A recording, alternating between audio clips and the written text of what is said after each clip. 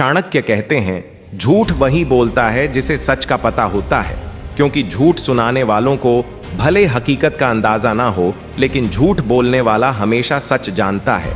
इसीलिए झूठ को पकड़ना भी एक कला है। नमस्कार दोस्तों, स्वागत है आपका इंस्पायर स्टोरी यूट्यूब चैनल में। आज का यह वीडियो बेहद खास है क्योंकि आज हम एक ऐसी कला सीखने जा रहे हैं जो जीवन में हर कदम पर आपके काम आएगी। झूठ को पकड़ने की कला, और इस कला को सीखना हर उस व्यक्ति के लिए जरूरी है जो अपने जीवन को सच के रास्ते पर ले जाना चाहता है। इस वीडियो में हम जानेंगे कि कैसे आप झूठ को आसानी से पकड़ सकते हैं, किन संकेतों पर ध्यान देना चाहिए और किन सावधानियों को बरतना चाहिए। लेकिन उससे पहले मैं आपको एक कहानी सुनाता हूं जो चाणक्य और उनके शिष्य चंद्रगुप्त की है। ये कहानी आपको न केवल प्रेरित करेगी बल्कि यह भी सिखाएगी कि कैसे चाणक्य ने अपने तीक्ष्ण बुद्धि और अवलोकन से झूठ को पल भर में पकड़ लिया। तो इस वीडियो को अंत तक जरूर देखें क्योंकि आज आप कुछ ऐसा सीखने वाले हैं जो आपके जीवन को बदल सकता है। चलिए शुरू करते हैं। एक दिन चंद्रगुप्त अपने गुरु चाणक्य के पास आए। उनके चेहरे पर एक अजीब सी बेचैनी थी, मानो वे कुछ छिपा रहे हों। चाणक्य ने उनकी ओर देखा और शांत स्वर में पूछा, चंद्रगुप्त, क्या बात है? तुम्हारा मन आज कुछ उदास क्यों लग रहा है? चंद्रगुप्त ने हंसते हुए जवाब दिया, गुरुदेव, कुछ नहीं, बस युद्ध की तैयारियों में व्यस्त था, सब ठीक है। लेकिन उनकी आंखें कुछ और कह रही थीं। चाणक्य ने गौर किया कि चंद्रगुप्त की मुस्कान बनावटी थी और उनकी आवाज में एक हल्का सा कंपन था। मुस्कुराते हुए चाणक्य ने कहा, चंद्रगुप्त, तुम मेरे शिष्य हो, तुम्हें मुझसे कुछ छिपाने की आवश्यकता नहीं। बोलो, क्या बात है? चंद्रगुप्त ने फिर हंसकर टालने की कोशिश की। गुरुदेव, आप भी ना हर बार मेरे मन की बात पढ़ लेते हैं। सच में कुछ नहीं हुआ। लेकिन चाणक्य को समझने में देर नहीं लगी। उन्होंने 2 मिनट के भीतर चंद्रगुप्त का झूठ पकड़ लिया। शांत लेकिन दृढ़ स्वर में चाणक्य ने कहा, चंद्रगुप्त, तुमने जो कहा वह सच नहीं है। कल रात तुमने एक गुप्त बैठक की थी जिसमें तुमने कुछ सैनिकों के साथ मिलकर एक योजना बनाई और वह योजना तुम मुझसे छिपा रहे हो। क्या मैं सही हूं? चंद्रगुप्त स्तब्ध रह गए। उनकी आंखें आश्चर्य से फैल गईं। हिम्मत जुटाकर उन्होंने कहा, गुरुदेव, मैंने तो बड़े आत्मविश्वास के साथ झूठ बोला था। आपने इतनी आसानी से कैसे पकड़ लिया? कृपया मुझे यह कला सिखाइए। हंसते हुए चाणक्य ने कहा, मेरे शिष्य, झूठ पकड़ना कोई जादू नहीं बल्कि एक कला है जो अवलोकन, धैर्य और बुद्धि से आती है। आज मैं तुम्हें सिखाऊंगा कि कैसे तुम झूठ को पकड़ सकते हो और हकीकत को जान सकते हो। लेकिन पहले मैं तुम्हें एक और कहानी सुनाता हूं जो तुम्हें इस कला का महत्व समझाएगी। एक छोटा सा गांव था, हरा भरा, शांत और ईमानदार लोगों से भरा हुआ। उसी गांव में एक व्यापारी रहता था। उसका नाम था धर्मदत्त। धर्मदत्त की घी की दुकान पूरे गांव में प्रसिद्ध थी। लोग कहते थे कि उसके यहाँ का घी सबसे शुद्ध होता है, गाय के ताजे दूध से बना, सुगंधित और स्वादिष्ट। धर्मदत्त की दुकान पर हमेशा भीड़ लगी रहती थी। दूर दूर से लोग उसके यहाँ घी खरीदने आते थे। उसका कारोबार खूब फल फूल रहा था। उसके पास धन, नाम और मान सम्मान सब कुछ था। लेकिन मनुष्य का मन बड़ा चंचल होता है। धन मिलने के बाद भी लोभ का नशा उतरा नहीं। समय बीतता गया। धीरे धीरे धर्मदत्त के मन में लोभ जाग उठा। उसे लगने लगा कि यदि वह घी में थोड़ा सस्ता तेल मिलाए तो उसे अधिक मुनाफा होगा। उसकी दुकान तो वैसे भी प्रसिद्ध थी, कोई शक नहीं करेगा। पहली बार उसने बहुत डरते डरते यह काम किया। उसे उम्मीद नहीं थी कि लोग इस बात को समझ पाएंगे। लेकिन आश्चर्यजनक रूप से उस दिन भी उसकी सारी घी बिक गई। न किसी ने घी की गंध पर शक किया, न रंग पर। यह देखकर उसका विश्वास बढ़ गया। अब वह हर रोज घी में तेल मिलाने लगा। लागत घटी, मुनाफा बढ़ा। उसका खाता सोने जैसा चमक उठा। उसने नया मकान बनवाया, दुकान और भी बड़ी कर ली और गांव के मंदिर में दान देना शुरू कर दिया ताकि लोग उसे धर्मात्मा समझें। लेकिन एक बात उसने नहीं समझी, सच्चाई कितनी भी छुपाई जाए, एक दिन सामने आ ही जाती है। गांव के कुछ बुजुर्गों ने धीरे धीरे घी की गंध और स्वाद में फर्क महसूस किया। बच्चों को घी खाने के बाद पेट दर्द होने लगा। कुछ गृहिणियां बोलीं, पहले जैसा स्वाद नहीं रहा। लेकिन कोई साहस करके उसकी शिकायत करने ना गया, क्योंकि धर्मदत्त अब बड़ा आदमी बन गया था। लेकिन तभी गांव में एक साधु आया। वह दूर दूर से यात्राएं करता था, जहां भी जाता वहां के मंदिर में रुकता और लोगों के मन की बातें सुनता।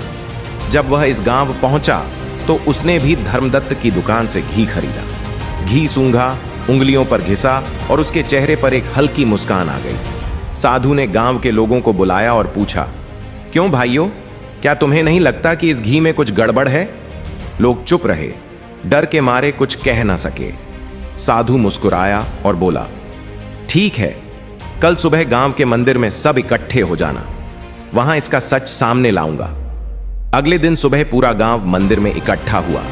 साधु ने धर्मदत्त को भी बुलाया। सबकी आंखें उस पर टिकी थीं। साधु ने एक कटोरी में घी लिया, उसमें थोड़ी रुई डाली और दीपक बनाया। जब घी के दीपक को जलाया गया तो उसमें से काली धुआं निकली और बदबू भी आई। सब लोग हैरान रह गए। देखो, साधु बोला, शुद्ध घी कभी इस तरह नहीं जलता, इसमें जरूर मिलावट है। धर्मदत्त का चेहरा पीला पड़ गया। गांव के मुखिया ने कठोर स्वर में पूछा, सच सच बता, तूने क्या मिलाया है? धर्मदत्त ने बहुत कोशिश की झूठ बोलने की भी, लेकिन साधु की तीखी नजरों और गांव वालों की आंखों से बच ना सका। आखिर उसे कबूल करना पड़ा। चाणक्य कहते हैं, झूठ वही बोलता है जिसे सच का पता होता है, क्योंकि झूठ सुनाने वालों को भले हकीकत का अंदाजा ना हो, लेकिन झूठ बोलने वाला हमेशा सच जानता है। इसीलिए झूठ को पकड़ना भी एक कला है। नमस्कार दोस्तों, स्वागत है आपका इंस्पायर स्टोरी यूट्यूब चैनल में। आज का यह वीडियो बेहद खास है, क्योंकि आज हम एक ऐसी कला सीखने जा रहे हैं जो जीवन में हर कदम पर आपके काम आएगी। झूठ को पकड़ने की कला, और इस कला को सीखना हर उस व्यक्ति के लिए जरूरी है जो अपने जीवन को सच के रास्ते पर ले जाना चाहता है। इस वीडियो में हम जानेंगे कि कैसे आप झूठ को आसानी से पकड़ सकते हैं, किन संकेतों पर ध्यान देना चाहिए और किन सावधानियों को बरतना चाहिए। लेकिन उससे पहले मैं आपको एक कहानी सुनाता हूं जो चाणक्य और उनके शिष्य चंद्रगुप्त की है। ये कहानी आपको न केवल प्रेरित करेगी, बल्कि यह भी सिखाएगी कि कैसे चाणक्य ने अपने तीक्ष्ण बुद्धि और अवलोकन से झूठ को पल भर में पकड़ लिया। तो इस वीडियो को अंत तक जरूर देखें, क्योंकि आज आप कुछ ऐसा सीखने वाले हैं जो आपके जीवन को बदल सकता है। चलिए शुरू करते हैं। एक दिन चंद्रगुप्त अपने गुरु चाणक्य के पास आए। उनके चेहरे पर एक अजीब सी बेचैनी थी, मानो वे कुछ छिपा रहे हों। चाणक्य ने उनकी ओर देखा और शांत स्वर में पूछा, चंद्रगुप्त, क्या बात है? तुम्हारा मन आज कुछ उदास क्यों लग रहा है? चंद्रगुप्त ने हंसते हुए जवाब दिया, गुरुदेव, कुछ नहीं, बस युद्ध की तैयारियों में व्यस्त था, सब ठीक है। लेकिन उनकी आंखें कुछ और कह रही थीं। चाणक्य ने गौर किया कि चंद्रगुप्त की मुस्कान बनावटी थी और उनकी आवाज में एक हल्का सा कंपन था। मुस्कुराते हुए चाणक्य ने कहा, चंद्रगुप्त, तुम मेरे शिष्य हो, तुम्हें मुझसे कुछ छिपाने की आवश्यकता नहीं। बोलो, क्या बात है? चंद्रगुप्त ने फिर हंसकर टालने की कोशिश की। गुरुदेव, आप भी ना हर बार मेरे मन की बात पढ़ लेते हैं। सच में कुछ नहीं हुआ। लेकिन चाणक्य को समझने में देर नहीं लगी। उन्होंने 2 मिनट के भीतर चंद्रगुप्त का झूठ पकड़ लिया।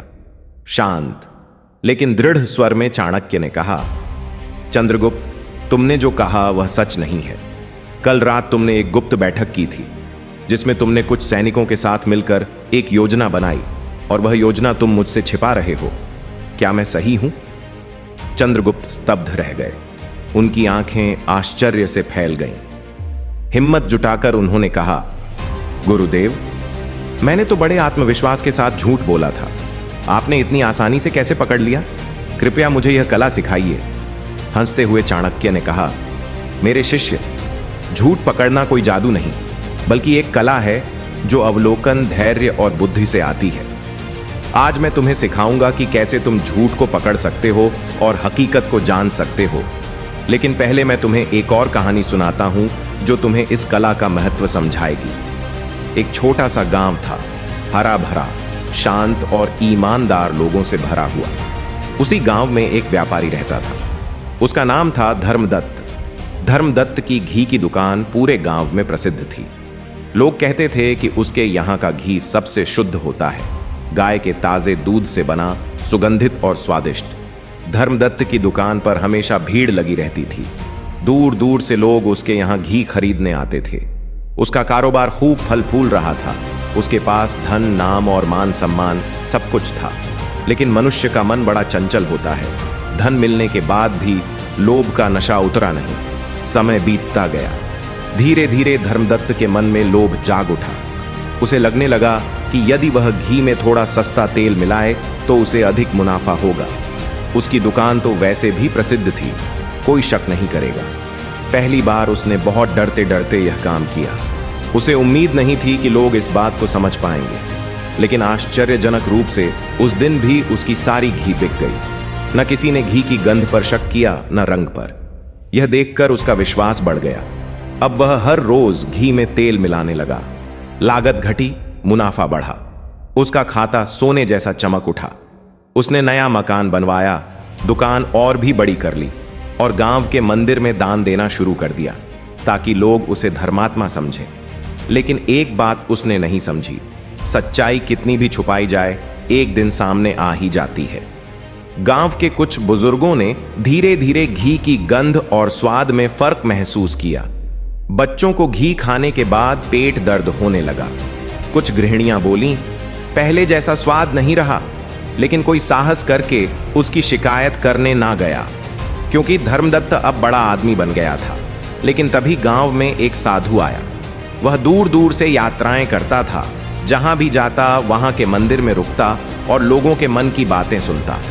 जब वह इस गांव पहुंचा तो उसने भी धर्मदत्त की दुकान से घी खरीदा। घी सूंघा, उंगलियों पर घिसा और उसके चेहरे पर एक हल्की मुस्कान आ गई। साधु ने गांव के लोगों को बुलाया और पूछा, क्यों भाइयों, क्या तुम्हें नहीं लगता कि इस घी में कुछ गड़बड़ है? लोग चुप रहे, डर के मारे कुछ कह ना सके। साधु मुस्कुराया और बोला, ठीक है, कल सुबह गांव के मंदिर में सब इकट्ठे हो जाना, वहां इसका सच सामने लाऊंगा। अगले दिन सुबह पूरा गांव मंदिर में इकट्ठा हुआ। साधु ने धर्मदत्त को भी बुलाया। सबकी आंखें उस पर टिकी थीं। साधु ने एक कटोरी में घी लिया, उसमें थोड़ी रुई डाली और दीपक बनाया। जब घी के दीपक को जलाया गया तो उसमें से काली धुआं निकली और बदबू भी आई। सब लोग हैरान रह गए। देखो, साधु बोला, शुद्ध घी कभी इस तरह नहीं जलता, इसमें जरूर मिलावट है। धर्मदत्त का चेहरा पीला पड़ गया। गांव के मुखिया ने कठोर स्वर में पूछा, सच सच बता, तूने क्या मिलाया है? धर्मदत्त ने बहुत कोशिश की झूठ बोलने की भी, लेकिन साधु की तीखी नजरों और गांव वालों की आंखों से बच ना सका। आखिर उसे कबूल करना पड़ा।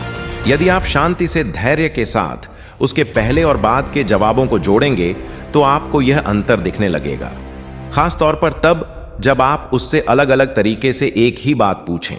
कई बार वही सवाल दोबारा पूछने पर उसका जवाब बदल जाता है। यह भी झूठ का संकेत है। सावधानी रखें, कभी कभी इंसान सच में भी भूल सकता है। इसलिए इस नियम के साथ साथ दूसरे नियमों का भी ध्यान रखें। नियम 4, भावनाओं की गहराई को परखें। जो व्यक्ति झूठ बोलता है उसकी भावनाएं भी अक्सर बनावटी होती हैं। उदाहरण के लिए, अगर कोई बहुत ज्यादा जोर जोर से दुख या खुशी जताने लगे लेकिन उसकी आंखों में आंसू ना हो या चेहरे पर सच्चा भाव ना दिखे तो यह शक का विषय हो सकता है। सच्ची भावनाएं भीतर से आती हैं, उनके लिए ज्यादा कोशिश करने की जरूरत नहीं होती। लेकिन झूठ बोलते समय व्यक्ति सोचकर भाव बनाता है, इसीलिए उसकी आवाज, चेहरे के हाव भाव और आंखों की चमक में फर्क नजर आता है। उदाहरण के तौर पर, अगर कोई दोस्त कहे कि वह आपकी मदद से बहुत खुश है लेकिन उसके चेहरे पर खुशी नहीं दिखती या वह बार बार मुस्कुराने की कोशिश कर रहा है, तो समझिए कुछ गड़बड़ है। इसी तरह झूठा दुख दिखाने वाला व्यक्ति बार बार चेहरे को छू सकता है, नीचे देख सकता है या मुंह फेर सकता है। लेकिन याद रखें, हर बार ज्यादा भाव दिखाना झूठ का संकेत नहीं होता। कुछ लोग स्वभाव से भी नाटकीय होते हैं, इसलिए बातों, हाव भाव, आवाज सब कुछ मिलाकर सोचें। नियम 5, समय का दबाव बनाएं। झूठ बोलने वाला व्यक्ति अपने झूठ को तैयार करने के लिए समय चाहता है। अगर आप उस पर अचानक सवालों की बौछार कर दें या त्वरित उत्तर मांगे तो वह घबरा सकता है या रुक रुक कर जवाब देगा। मान लीजिए आप किसी से पूछते हैं, तुम कल रात कहाँ थे, और वह बिना तुरंत जवाब दिए सोचने लगता है या इधर उधर देखने लगता है, तो इसका मतलब है कि वह मन में जवाब गढ़ रहा है। जबकि जो सच बोलता है वह बिना रुके साफ जवाब देता है। इसलिए जब भी आपको किसी पर शक हो, अचानक सवाल करें और तुरंत जवाब मांगे। इससे झूठ बोलने वाले के मन में घबराहट बढ़ेगी और उसके चेहरे व शरीर के हाव भाव बदल जाएंगे। लेकिन सावधानी रखें, कभी कभी इंसान सच बोलते हुए भी सोचने में समय लेता है, जैसे कि अगर सवाल पुराना हो या व्यक्ति थका हुआ हो। इसलिए केवल इस आधार पर निष्कर्ष ना निकालें, बाकी नियमों को भी साथ में देखें। नियम 6, अतिरिक्त जानकारी पर गौर करें।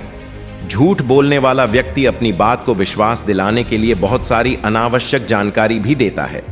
वह छोटी छोटी बातें बताने लगता है जो असल सवाल से जुड़ी नहीं होती।